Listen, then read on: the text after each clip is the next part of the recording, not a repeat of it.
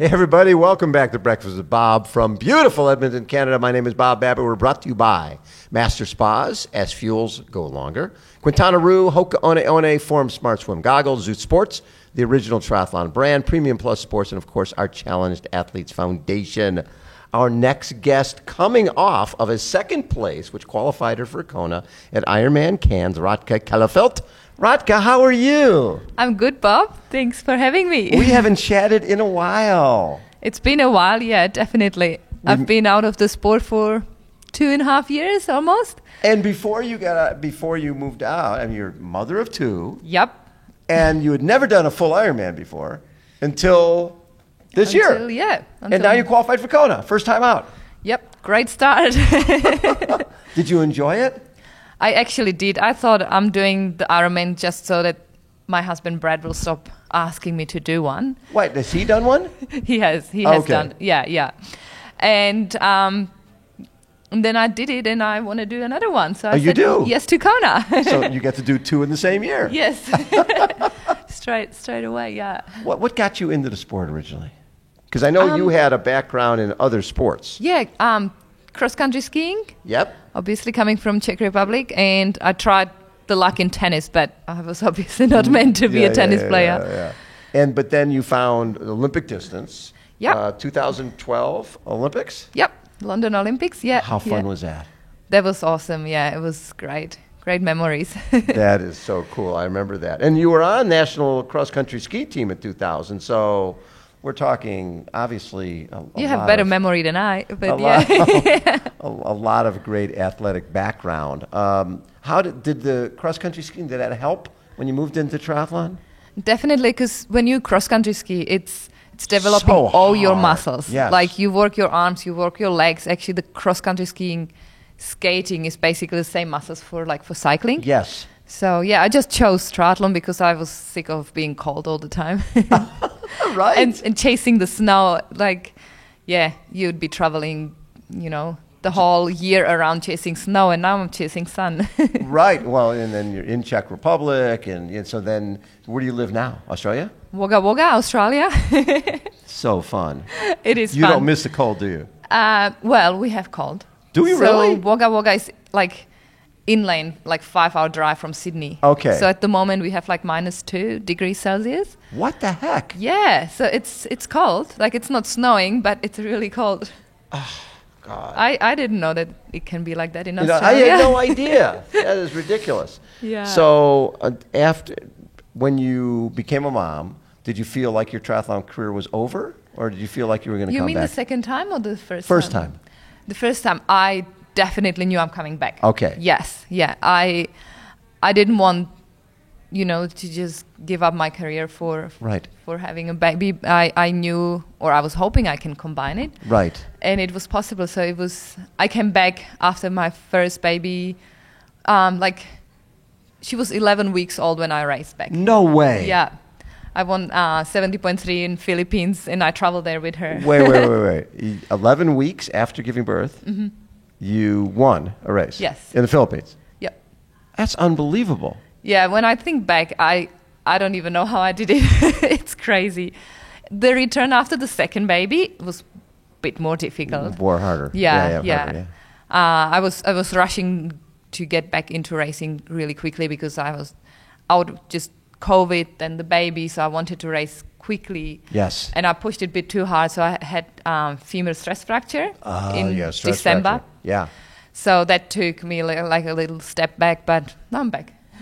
Wow, so you had a stress fracture in December, and then you just won. Yeah. That's a quick recovery. Yeah, I took it really slowly, but then the last couple months before Cairns, I could run already properly and push it a bit. So the transition from being an Olympian in triathlon, short distance, to now doing an Ironman, how hard was just a transition from the Olympics to going 70.3, going longer? Was that hard for you, or did you enjoy that?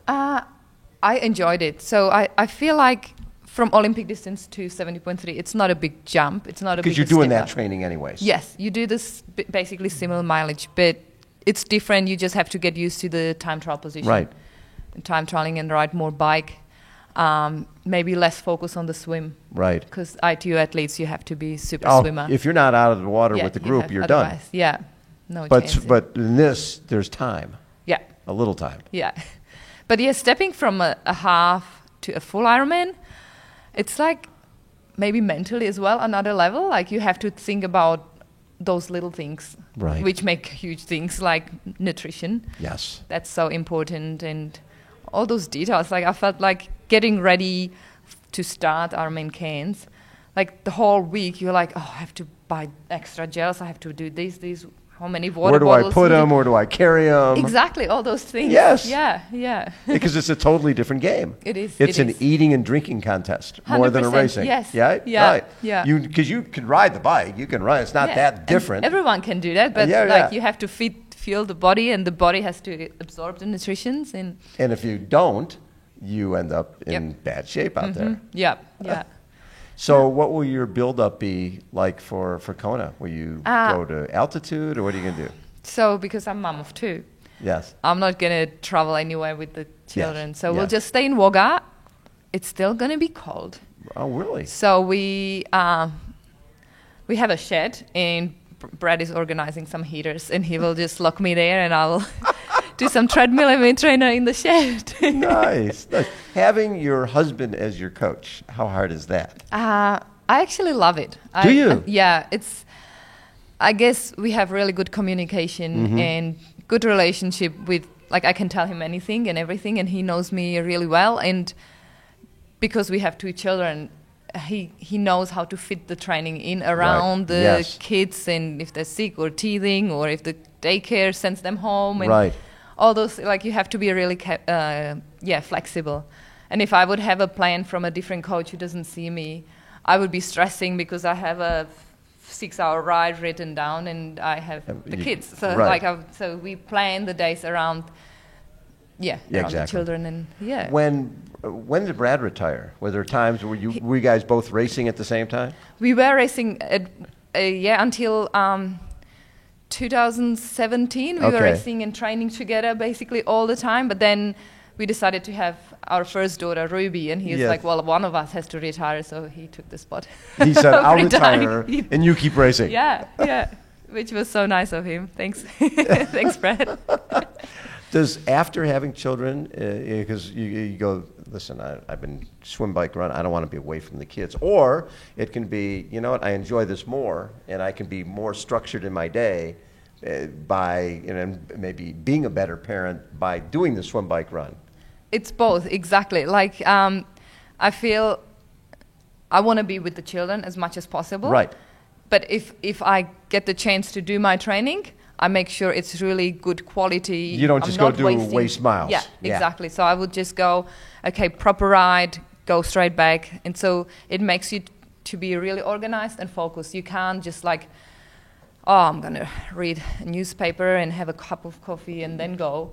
Because you have like that time gap where the baby either sleeps or Brad can watch the girls or something. So you have to do it in that time. You can't just like lie around the whole day and just think, I'll do it later. Yes. It has to be now, or you can't do it that day. Ever, yeah. So it makes you really focused and really appreciative of the time. So if I go out, I'm really thankful that I can do the training. I'll never be like, oh my God, I'm so tired, I have to do this. No, it's for myself. And I'm enjoying every minute of it. How old is Ruby now?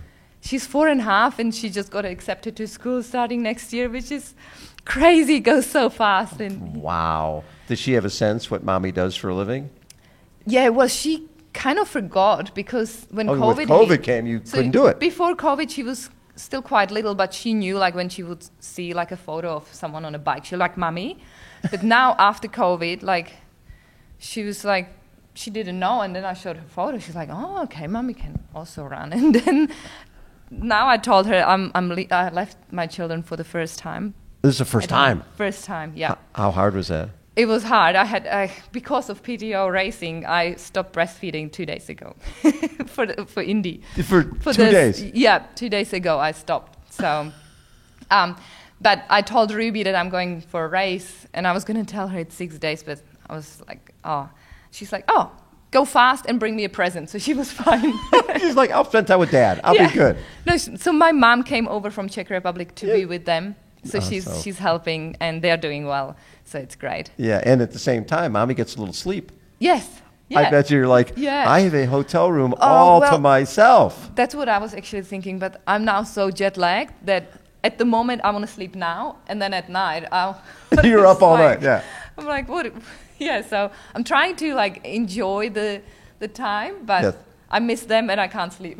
I love it. Radka, thanks so much for taking time. And Thanks, Bob. Best of luck on Saturday. Have a great time. Thank you very much. I love it. Radka Kellefeld has been our guest, everybody. Again, Breakfast with Bob from beautiful Edmonton, Canada. Hold on. We will be right back.